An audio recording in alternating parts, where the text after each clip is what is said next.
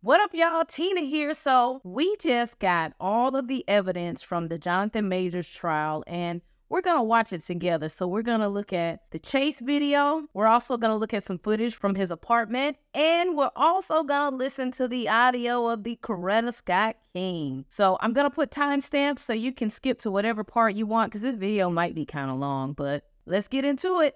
All right, so you can clearly see he's trying to put her back in the car. This is obviously after the altercation, guys. He's trying to put her in. She won't leave, so now she's following him. Pushes her off, tries to run, and he's off.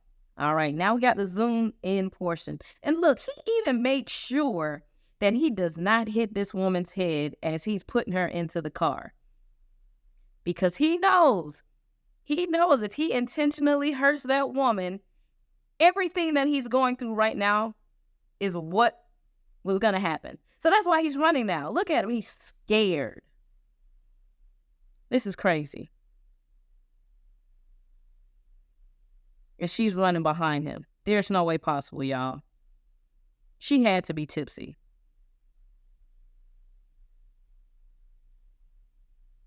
Now, look, she almost gets hit trying to go after him. And when she was in court, she told everyone, no, I didn't see a car. I didn't know I was almost going to get hit. I was focused on the infidelity.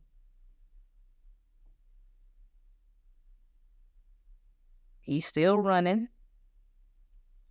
Look, she done got tired now. Sis was running in them heels, though. All right, this is where she meets the three friends. You have Jonathan Majors walking up again. She tries to grab at him. He kind of flinches away. And she's chasing him once again. This is another angle. I think this is the second altercation when he gets out and he decides he's going to get a hotel. I know that driver was pissed off that night. He probably was like, what is going on?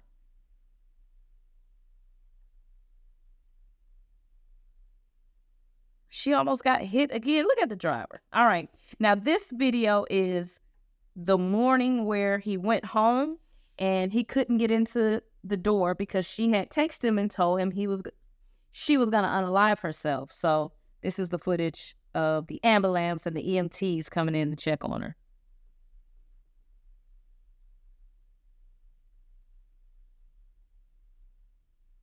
Nice little penthouse, Jonathan. Okay, got the white. I like white too. There's the bathroom and there's the closet. Look at them shoes. He really dressed like this. This is style. I've been telling people since Lovecraft Country, that's that man's style. Look, he nervous, boy. He's like, oh my God. And look, she is a performer. She's a choreographer. All of this looks choreographed to me. And let me tell you why. They said she was just texting in the closet. They got proof of it. But when the ambulance come or the EMTs get there, she's laid out like she's still passed out. This is him coming home after the event. This is her coming home. She just left the club. She is tipsy. They said sis had 1 to 2 margaritas, 2 tequila shots, and a bottle of champagne. Look at her. Ooh, that's that drunk feeling. I know that. That's when your world's spinning, boy. That's when your world's spinning. This is him coming home the next morning.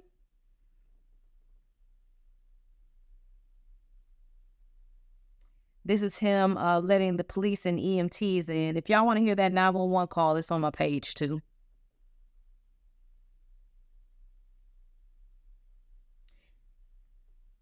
He's showing the police at this time the message that she sent him and said that she was going to unalive herself.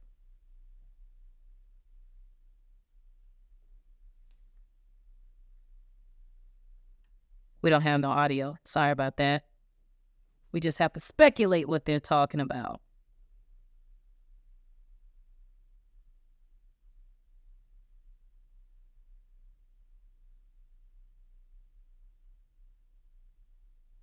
They look like they ready to make an arrest.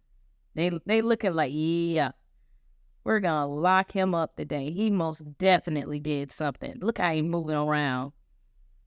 Look how he's flinching. Yeah.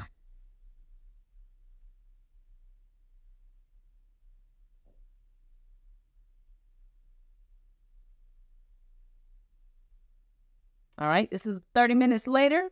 This is obviously after they have gotten her up. They're getting ready to take her to the hospital.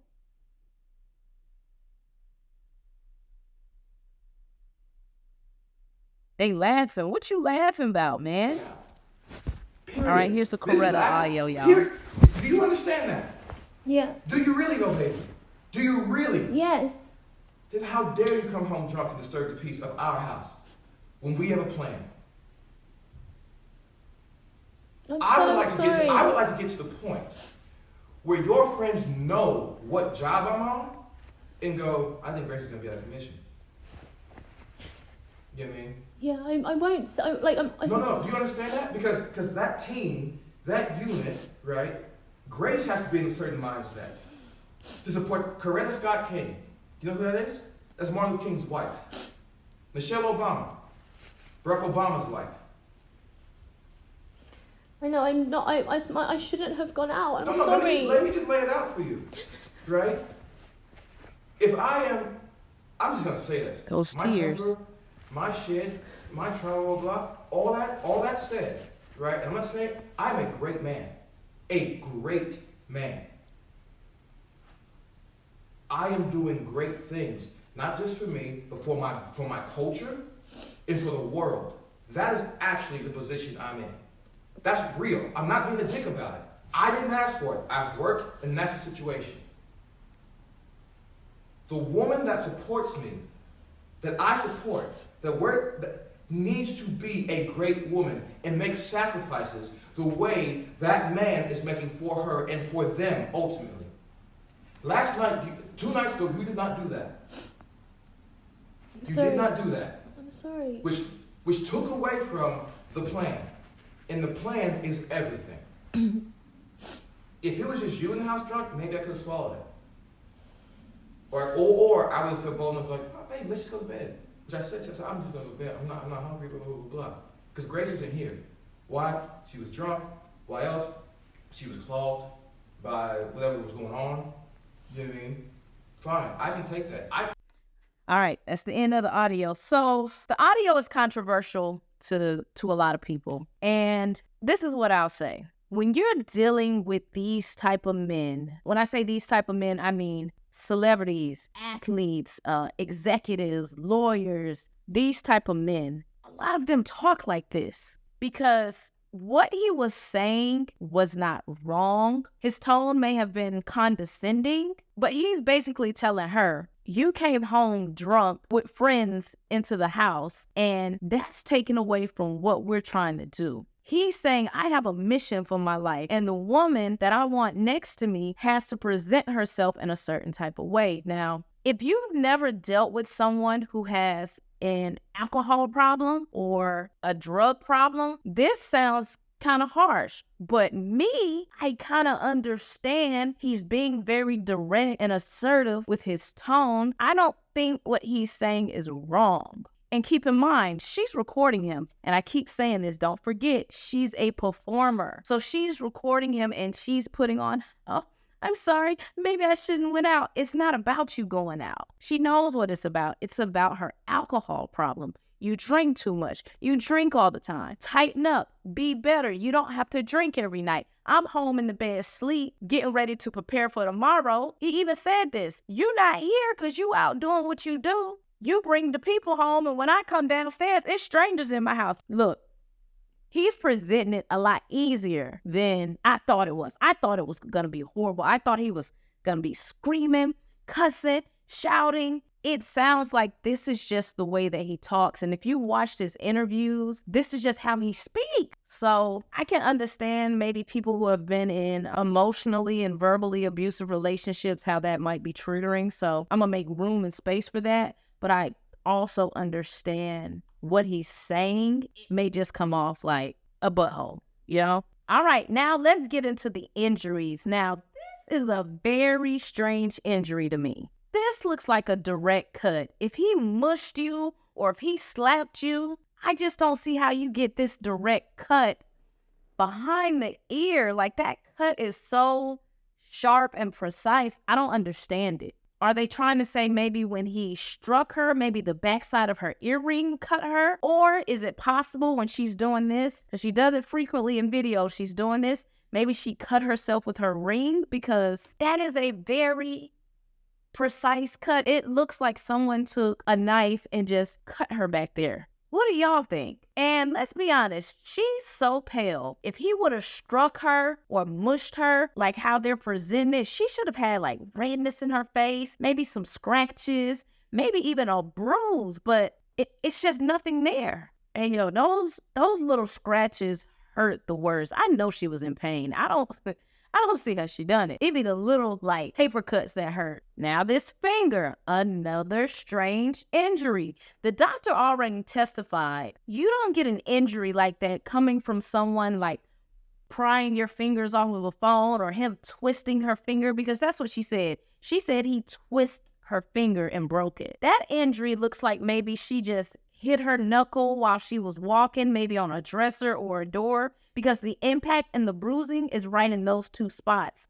If she had punched something, or she got the injury from punching him, or she hit a wall, you'd think there'd be more bruising up there. This is a very direct, blunt force trauma impact on that finger. But that's all the evidence I wanted to go over in this video. If you want to see those text messages, I'm going to put them on my community tab. I didn't want to read through them because, they really don't have anything to do with the case. The texts are from 2022. I didn't want to go over them. You can read them yourself. So thanks for hanging out with me. Hopefully later on today or tomorrow, we'll be getting a verdict. And then no matter which way it goes, he'll be able to move forward with his life and try to pick up the pieces. So I hope he's acquitted. Based off of the evidence that I'm seeing, I don't think he harmed her. So yeah, I'll see y'all tomorrow. Peace out.